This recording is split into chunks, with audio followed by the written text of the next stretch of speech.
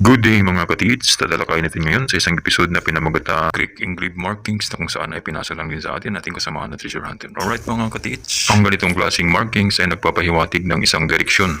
So makikita natin dito na ito ay naka-slope na mga engrave. Ito ay may tatlong engrave lines at ang direksyon nito ay papunta sa baba. Ang gagawin lang natin dito Madam Sir ay hahanapin natin ang mga lock ito o walling o harang na bato na kung saan ay doon tayo mag-test dig. At kung wala namang harang malapit dito, subukan natin ang slope direction nito kung saan ito babagsak. At doon po tayo mag-test dig para sa confirmation ng legit markers sa ibabaw. Kinakailangan na meron po tayong makukuha o ma-encounter na mga legit markers, hidden markers sa ilalim para sa confirmation ng legit markers sa ibabaw. Ang mga hidden markers ay yung mga heart, box, bilog na bato, triangle. Yun ay mga common hidden markers na nagpapatunay na legit markers ang nakaukit sa ibabaw.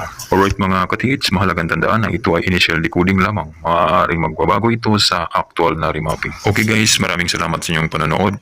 Ingat po tayo palagi and lagi po tayo magdasal. God bless you po.